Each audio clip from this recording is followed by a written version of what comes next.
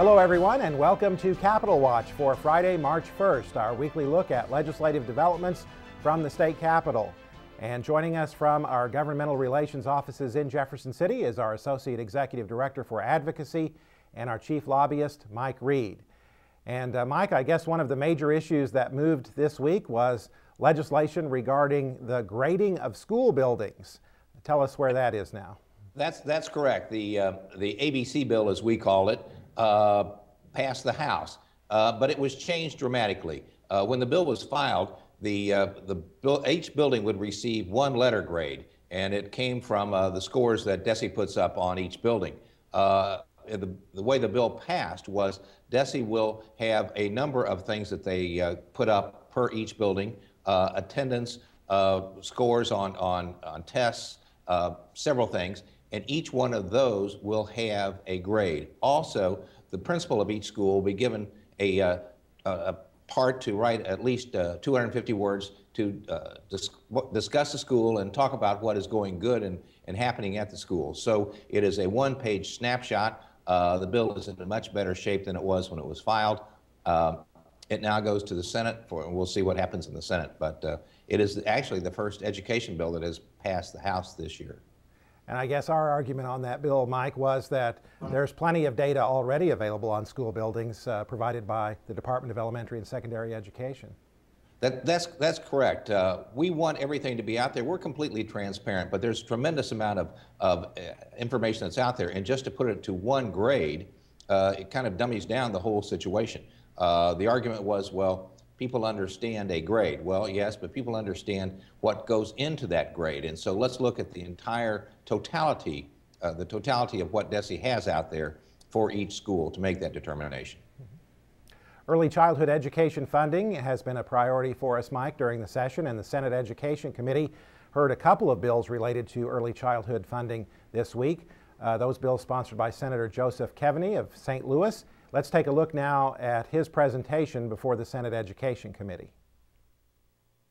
Essentially, these two bills add early childhood education into the foundation formula the year after the formula is fully funded. Once early childhood education is added to the formula, it will remain in the formula regardless of the level of funding. So the only difference between the two bills is the first, 133 focuses on free and reduced lunch kids. 132 focuses on all kids. And Mike, that's certainly been a priority of ours, early childhood funding, hasn't it? Well, early childhood funding is determined to be the best money that we can spend on education, because if kids come in prepared for learning, it makes everything better as they go through. It has been said that $1 spent on early childhood education reaps between $7 and $10 in benefits later on. So it is an excellent way to spend our money. And so early childhood education is something we've been pushing for a long period of time. These two bills help early childhood education funding when the foundation formula is fully funded. So it is not a quick fix. It is not a fix that's going to happen anytime soon. But it gets the situation out there for discussion, and it's an extremely important discussion. There was a lot of support for these bills in the Senate hearing, so hopefully they'll get moving. Another issue that received some attention this week, Mike, was on the prevailing wage. Tell us about that and why that's important for school districts. Well, the prevailing wage bill that passed the House was Representative Guernsey's bill, and it says that school districts in any district in any county that's not a charter county does not have to pay prevailing wage on construction of new buildings. What happens is this helps us extend the amount of money that we have to build buildings. Because in many counties, the prevailing wage is not really set by that county, and they have to go out farther because the contractors don't file what is supposed to be filed. So it can be very expensive. One of our members told me as an anecdote several years ago that in Southwest Missouri they were paying prevailing wage from the St. Louis area, and they would have saved enough money to build 3 additional classrooms. So what this is about is being good stewards of the tax money that we have to spend. That money is very, very important. And so while the argument is that we're trying to pay less than is appropriate. What we're trying to do is make the best use of the taxpayers' money that we have. Another issue that saw some movement this week, Mike, had to do with tax credit reform. Again, something that we have been strongly supporting during this legislative session. A bill actually passed the Senate that would put some limits on some tax credit programs. Senator Brad Lager, a Republican from Savannah, was one of those who spoke about the issue on the Senate floor. Let's take a look at his remarks right now. I believe strongly that as we work through this process, that this is going to be a negotiation with the House. And whatever these caps leave here at, that's going to be our base. And we're only going to negotiate up from there. I'm asking the members to take a position, a strong position, that we as a Senate are going to take a strong position on caps, that we believe strongly that we have to put these programs into check. But let's be honest, at $50 million apiece, they're still the third largest programs in the country. The only two states that will spend more money than us in low-income housing will be the state of Georgia and the state of California. The only states that will spend more money than us in historic preservation will be Virginia, and depending on what year you look at, Massachusetts. So, Mike, the Senate bill really imposes some significant caps on tax credits, doesn't it? Yes, it did. The Senate worked very late one night this week. They worked till almost 4 o'clock in the morning, hammering out this compromise, is what it really was, on several situations. And as the senator said, this is the Senate's negotiating place from to which they'll work with the House from on low-income tax credits for low-income housing and historic, and several other tax credits were also included in this piece of legislation. It is a place to start so we can get this discussion going, but it does take a tremendous amount of our state budget for tax credits. And when money goes to that, it's money right off the top of the state budget. So it reduces the amount of money available for every other program in the state government. But Mike, this issue does face tougher sledding over on the House side, doesn't it?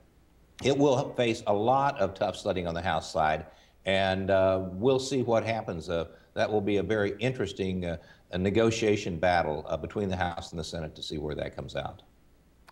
The Senate this week, Mike, also took up a major tax cut bill for the state of Missouri, something that we're very concerned about, aren't we? We are very concerned about this piece of legislation. There were 3 bills that were put together, and it came out of the House committee. What it does is cut state income taxes. It reduces corporate taxes. It reduces state income taxes.